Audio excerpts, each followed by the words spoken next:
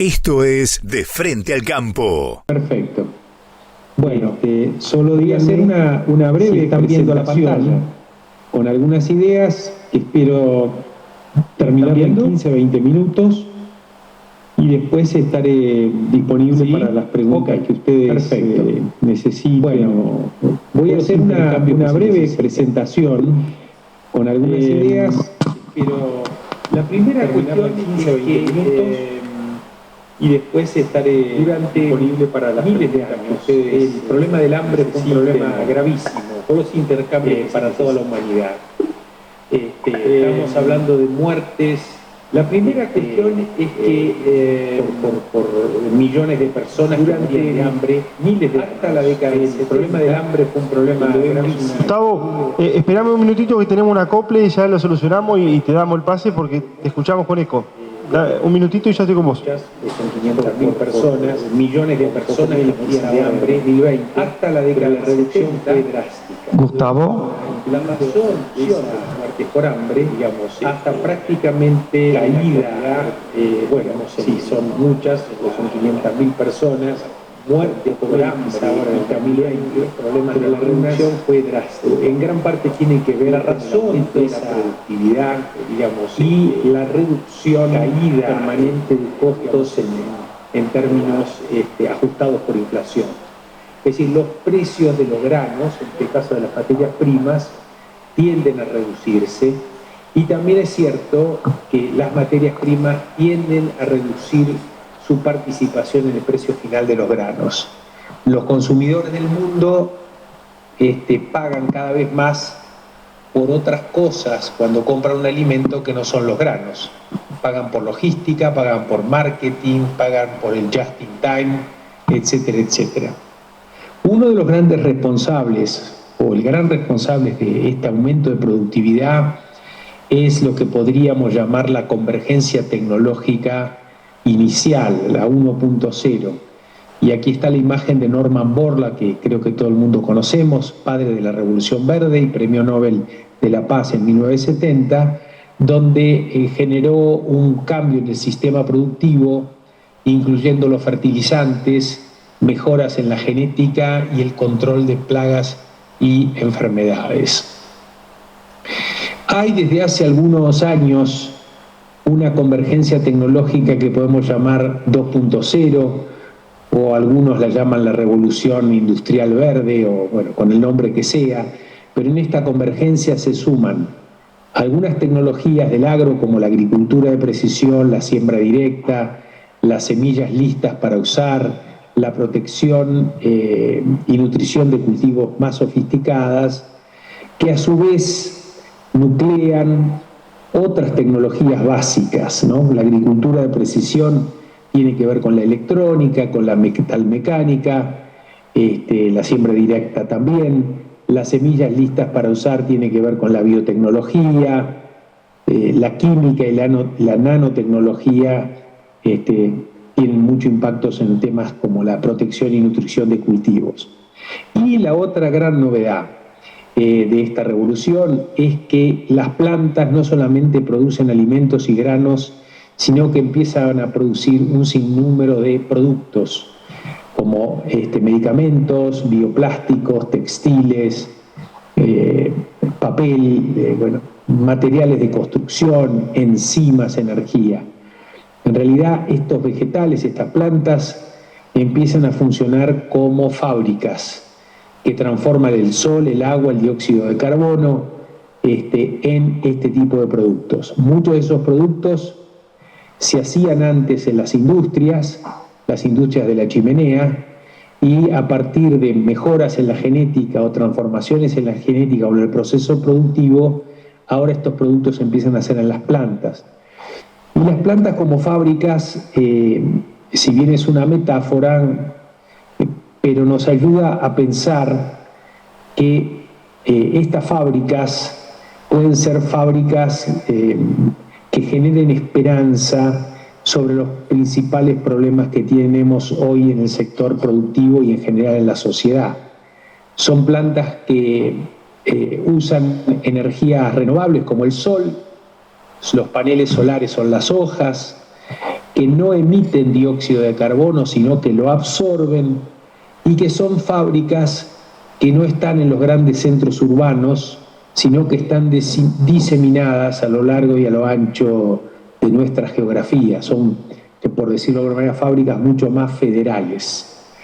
Bueno, este cambio de esta revolución, que se viene dando ya desde algunas décadas y está en pleno proceso de implementación, con algunas cosas un poco más, otras cosas un poco menos, veremos y estamos viendo los efectos ahora y probablemente lo veremos en los próximos 10 años.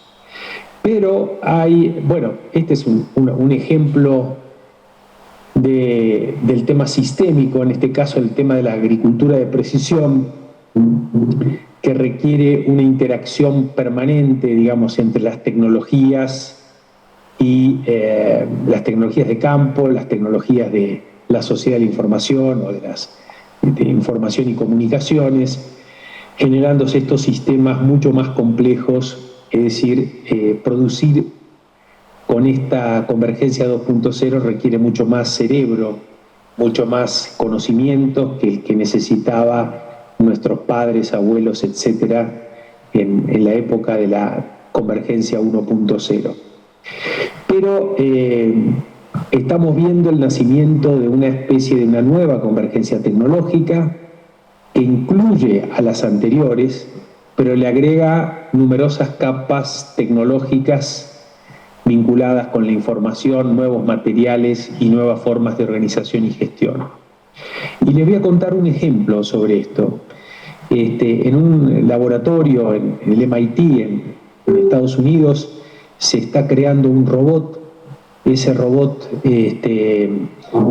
permite sembrar, y permite sembrar con un sistema bastante moderno, porque es una siembra con un inyector, o sea, la semilla se inyecta, no hay que hacer un tajo en la tierra para poner la semilla dentro, sino que estos inyectores permiten plantar la semilla una a una sin alterar. Al no tener que hacer tajos, las máquinas sembradoras no requieren tracción, no requieren tractores. Estos inyectores pueden caminar, estos robots inyectores pueden caminar sin la necesidad de que alguien los arrastre, porque prácticamente no tienen ningún esfuerzo. Y entonces empezamos a ver o podríamos empezar a ver un nuevo rediseño de lo que es el sistema agrícola, basado en este robot con inyectores. Ese inyector de semillas, a su vez, hace que, o mejor dicho, ese robot está impulsado por GPS, o sea, por ambiente, y satélites y drones le generan la información para que esos robots puedan caminar y dar de alguna manera la tecnología óptima para cada metro cuadrado de suelo. Por supuesto que esos robots funcionan con baterías de litio, y esas baterías están cargadas con energía solar o energía eólica, es decir, es un sistema que no requiere del uso de combustibles fósiles. Los robots podrían ser digamos, fabricados no en las grandes fábricas como las vimos hasta ahora, sino con impresoras 3D, es decir, que uno podría diseñar sus propios robots en el garage de su casa, imprimirlo y tener el robot óptimo productor por productor. Esos robots sembrarían estas semillas listas para usar, que veíamos. Esa semilla lista para usar integra la biotecnología, la microbiología, los agroquímicos y los bioestimulantes, las semillas que tienen una cantidad enorme de conocimiento e investigación detrás, digamos, de cada una. Esa biotecnología implica las enormes opciones que hay hoy en la genética, pero también en eventos nuevos que van apareciendo, Y hay un punto desde mi punto de vista de gran importancia, y más este año que aumentó tanto el precio de los fertilizantes. Más del 70% del aire, ustedes saben, es nitrógeno. El que pueda transformar o capturar ese nitrógeno del aire y ponerlo disponible para las plantas, realmente sería una cosa increíble. Un poco eso lo hacen los rizobios, pero ¿qué pasaría si ese nitrógeno gaseoso se transforma en líquido o en sólido, y eso lo podemos pasar a las plantas? Bueno, esto que parece ciencia ficción no lo es tal. También hay gente que ya en los laboratorios está trabajando sobre esta posibilidad. Bueno, los agrónomos nos imaginamos en una caída notable del precio del nitrógeno y en un cambio en la relación ingreso-producto en los cultivos, es decir, se corren las curvas de rendimientos decrecientes por el abaratamiento de nitrógeno, es decir, que uno podría, hoy el óptimo son la aplicación, no sé, de 100 kilos de nitrógeno, con esta caída del costo el óptimo podría estar en 200, 300, 500 kilos. Bueno, tendríamos que modificar nuevamente la genética de las plantas para que no haya vuelco, como ya lo hizo Norman Borlaug, etcétera, etcétera, pero las productividades tendrían saltos enormes, muy superiores a los que tenemos hoy por ganancia genética. Y ustedes saben que la ganancia genética genera aumentos de productividades alrededor del 1,5% anual. Esto podría ser un shock en el aumento productivo. Bueno, esos robots serían parte de una agricultura más eficiente y más sustentable. Al no tener que mecanizar, estos robots pueden sembrar en el medio de los montes sin tener que sacar árboles o conviviendo con la foresta natural. Pueden trabajar de noche, pueden trabajar de día con altos calores y poner en producción las sabanas en amplias zonas del África. En fin, una serie de ventajas enormes. A esto se le agrega que hay todo un desarrollo del control de insectos y malezas también con inyectores. Estamos hablando de control físico de insectos y malezas, es decir, una agricultura con mucho menos agroquímicos o sin agroquímicos, la llamada uberización del transporte y la eficiencia en los costos del transporte, y todo lo que tiene que ver con la mejora en la toma de decisiones vinculado con la inteligencia artificial, que está cada vez creciendo más. Todas las semanas, todos los días hay novedades y otras formas de comercializar. Bueno, toda la información podría tener uno en un celular, en un formato mobile, es decir, que uno puede gestionar su campo en cualquier lugar del mundo que esté, en cualquier momento, y eso generaría una serie de tomas de decisiones mucho más rápidas, mucho más profundas, etcétera, etcétera. Nosotros desarrollamos una plataforma que camina en este sentido, que se llama Mauá.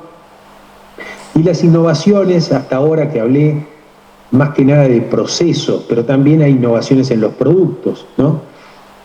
Además de la carne artificial, las legumbres, las algas, etcétera, etcétera.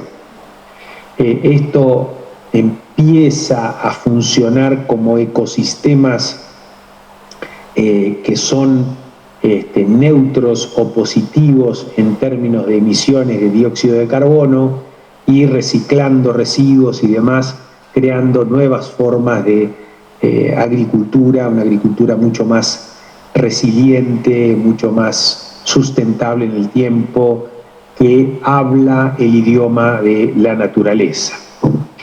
Esta agricultura no es solamente una agricultura de la región pampeana o de zonas ricas, puede estar en los montes, en las zonas amarillas, puede haber una agricultura sin tierra, en los cultivos de hidroponía, en los techos de sus casas, en las plazas, independizándose de la calidad del suelo.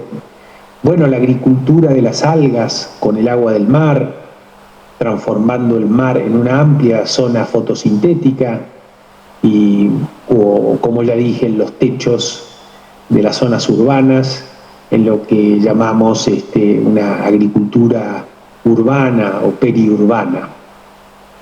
Estas son fotos de arquitectos que están haciendo edificios que usan algas, y las algas no es algo menor. La producción de proteína y de aceites en las algas es altísimo, entonces uno podría usar estos productos como decoración, pero también hacer que los edificios empiecen de alguna manera a fotosintetizar. Pero el tema tecnológico no es suficiente, es muy importante la organización de la sociedad. Hemos visto numerosos ejemplos de éxitos tecnológicos que después no fluyen a la sociedad porque la sociedad no puede organizarse.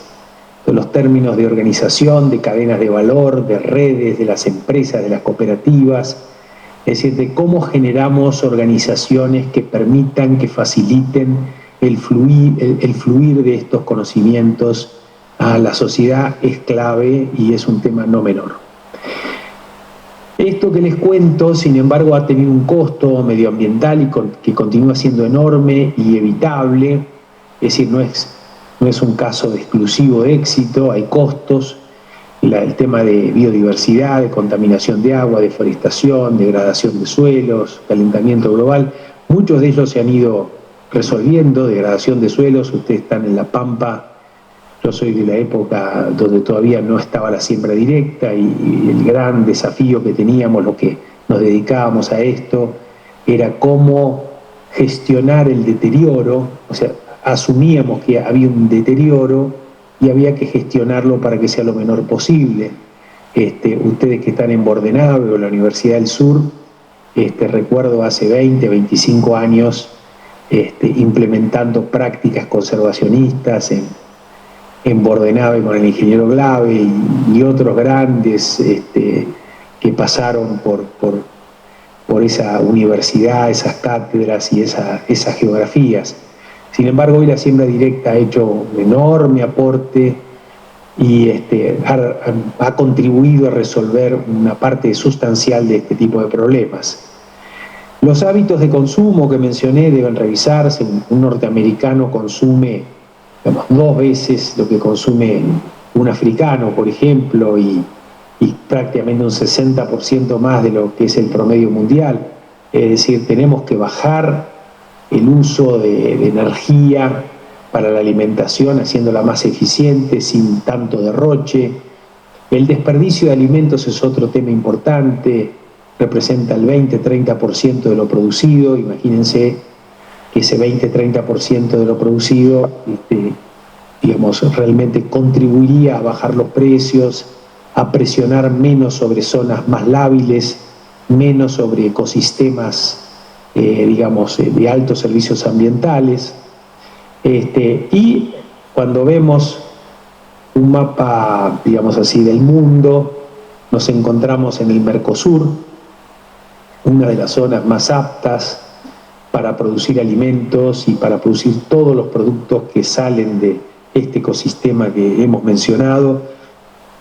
Es decir, que podríamos decir, como ingenieros agrónomos, que estamos en el lugar ideal y en la actividad ideal que este mundo requiere. La seguridad alimentaria no solo es un tema tecnológico, ¿no? En medio del debate que hay de la política, de la democracia, del capitalismo y demás, uno nos obliga a pensar por qué fallan, por qué habiendo hecho todo esto no podemos resolver los grandes problemas. Hace algunos años con Marina Silva, que es actualmente ministra de Medio Ambiente de Brasil, compartimos un directorio en la Fundación Don Cabral en Brasil, y yo le hablaba de un nuevo capitalismo, ¿no es cierto?, un capitalismo del siglo XXI, y ella me decía que era mejor hablar de sustentabilismo, es decir, para el conjunto de conceptos. ¿Qué incluye ese sustentabilismo o capitalismo del siglo XXI? Primero, la convergencia tecnológica que ya mencionamos. Segundo, un renovado y profundo compromiso con el medio ambiente. Tercero, el foco en las nuevas organizaciones, como ya lo manifestamos. Cuarto, nuevas instituciones que permitan fluir el conocimiento, permitan tener un estado de este tiempo eficiente, que genere bienes públicos, etcétera, etcétera. Nuevos liderazgos, empresarios, trabajadores, líderes, profesionales, que tienen un ojo en las empresas y otro ojo en la sociedad, ¿no? Porque, como hay muchos dicen, no es suficiente con pagar impuestos y cumplir con la ley. También tenemos que hacer mucho más cosas, porque la sociedad demanda hacer a las empresas mucho más de lo que la ley demanda que las empresas hagan. Y en el tema del trabajo, sí me gustaría dejar esta frase de cambiar de trabajo para preservar el empleo. En una sociedad que cambia tanto de trabajo y demás, es clave estar preparado para cambiar de trabajo, porque muchos de los trabajos de hoy no van a estar presentes en un cortísimo plazo. El sexto punto es la inclusión y la integración de los desplazados. El sistema ha dejado mucha gente desplazada. Y desde mi punto de vista, esos desplazados en general no están desplazados por el capitalismo, sino están desplazados por la falta de capitalismo. Es decir, un capitalismo no puede funcionar bien si no hay estado de calidad, si no hay mercado, si no hay competencia, si no hay empresarios y trabajadores de calidad, si no hay reglas de juego que se cumplan. Y muchos países donde no ha funcionado el capitalismo es realmente por la falta de eso, por la falta de estado de calidad, por la falta de reglas de juego, etcétera, etcétera. Bueno, ahí pienso yo que los agronegocios y la agricultura familiar podrían integrarse, conocerse, las empresas del conocimiento y la economía popular, y tratar de integrar a estos trabajadores a este nuevo proceso de transformación que se viene. Por último, una pregunta que algunos filósofos o gente con la cual interactúo me dicen, bueno, ¿y para qué? ¿Para qué hacer todo esto, no? ¿Cuál es el propósito de las cosas? Y el propósito tiene que ver con la ética. Y la ética es la creación de condiciones para la dignidad humana. Amartya Sen, el Premio Nobel de Economía, habla de que la gente es feliz si puede desarrollar determinadas capacidades. Por ejemplo, ser libre, ser autónomo, ser emprendedor, ser empleable, ser saludable, ser, red con otros. Esas cuestiones hacen a la felicidad. Luego, el marco del derecho es un marco normativo que pone reglas de juego claras, límites, donde las personas debemos movernos para lograr eso que hablaba en el propósito, la felicidad. Que la Constitución Nacional, las leyes, las reglas, el sistema republicano, la distribución de poderes, etcétera, etcétera. O sea, es muy difícil lograr ese propósito de lograr gente que sea feliz si no hay una serie de reglas que faciliten la convivencia entre todos. Las reglas esas marcan el campo de juego, la cancha, para que la política actúe. La política es el arte de encontrar acuerdos, de regular y de promover. Es decir, que dentro de ese marco la política actúa. ¿Y para qué actúa la política? Para crear unas condiciones de la economía que crean y distribuyan bienes y servicios útiles y generen trabajo, etcétera, etcétera. A veces se pone la economía por delante de todo, y me parece que ese es el error muchas veces que hacemos. Y me parece que esta línea, esto que yo llamo el camino de Toro, en honor a Bernardo Toro, un filósofo colombiano que fue con quien discutimos estas ideas. Bueno, yo voy a dejar de compartir y espero que me hayan escuchado bien. Y estoy a disposición para las preguntas que tengan que hacer.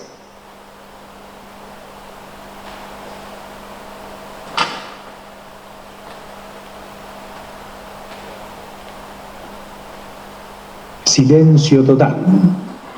Bueno, Gustavo, te agradecemos muchísimo la charla, pero clarísimo, nos has dado un camino para llegar al 2030 con los ODS cumplidos. Vamos a, en primer lugar, a ver si te podemos sacar más el jugo a través de preguntas de la audiencia. No sé si, cómo vamos a articular, si ahí la gente que está presencial y otros que puedan colocarlo en el chat. Acá se escucha bien, se escuchó la mayor parte de la presentación.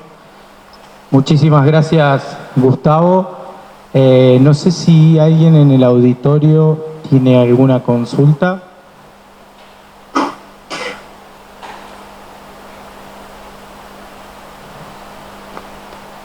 Ahí creo que no. Así que, bueno, si no hay dudas, consultas, pedimos disculpas por los inconvenientes iniciales de conexión. Acá me acercan desde el YouTube, perdón.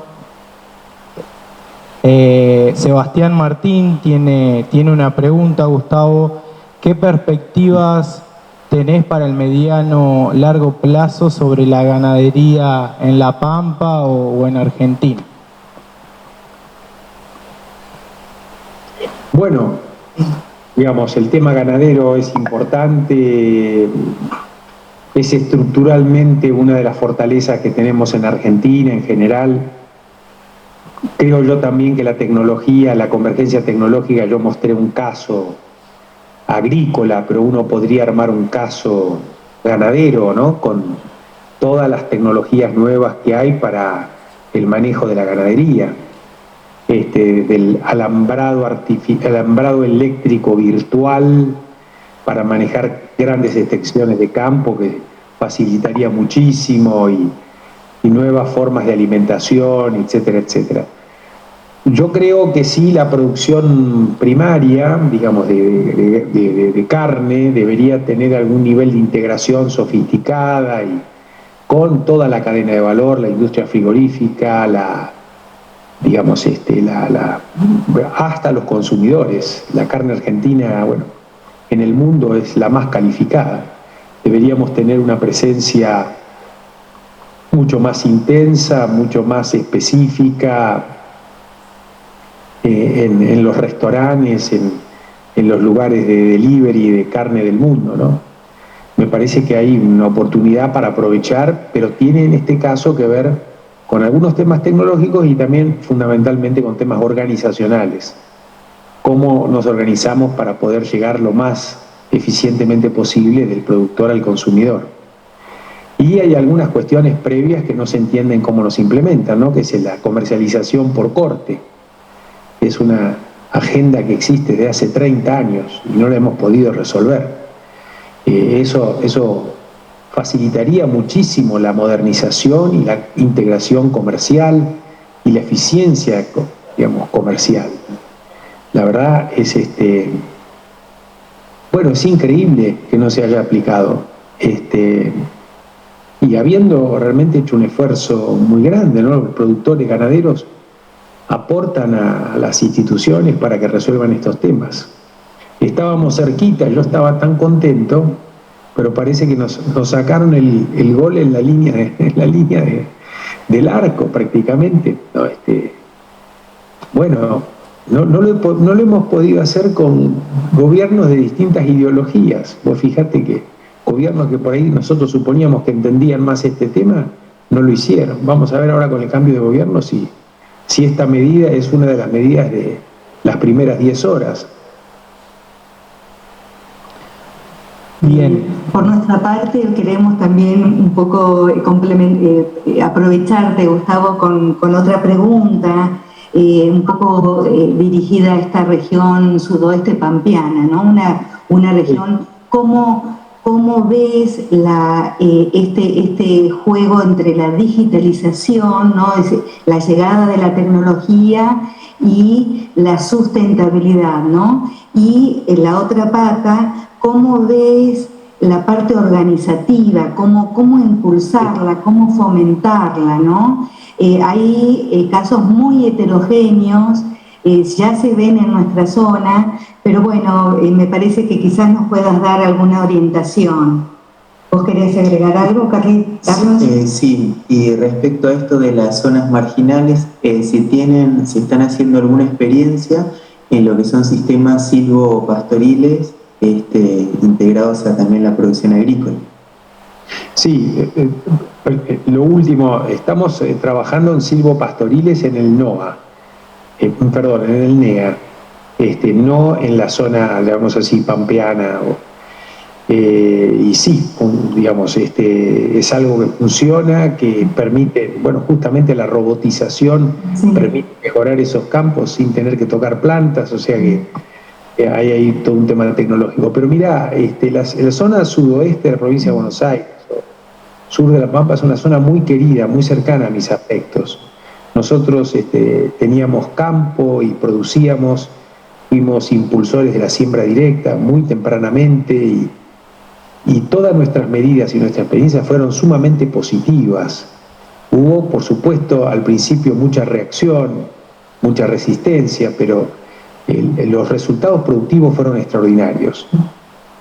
No hay que desconocer que es una zona marginal, ¿cierto? Es una zona donde la volatilidad de los rindes y demás es mayor. Entonces, la gestión del riesgo en esa zona cobra una importancia mucho mayor que en otras zonas.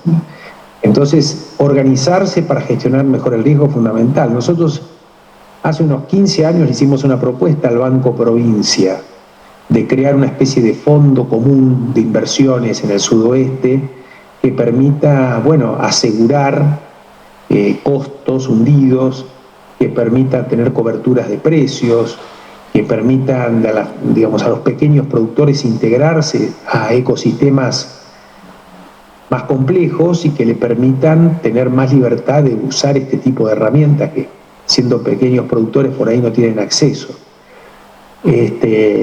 Bueno, está todavía, es un tema pendiente, pero digamos, uno hoy podría mejorar muchísimo el riesgo si se organizan mejor. Probablemente sea un gran tema para la universidad. Obviamente para el INTA, pero bueno, para ver quién lo quiere hacer. Pero ahí yo estoy siempre disponible sin ningún tipo de interés en hacerlo porque tengo un gran cariño por esa zona y puedo compartir con ustedes las ideas centrales del proyecto. Bueno, te agradecemos muchísimo, Gustavo. Bueno. ¿Alguna otra pregunta? Nosotros no vemos... Acá creo, no sé si hay alguna otra pregunta en el auditorio. Si no, bueno, Gustavo, te agradecemos. La verdad ha sido un gusto, un placer escucharte. Bueno, agradecemos también a Carlos y a Patricia que nos acompañan desde la provincia, desde el sur de la provincia de Buenos Aires. Así que bueno, muchísimas gracias y seguimos.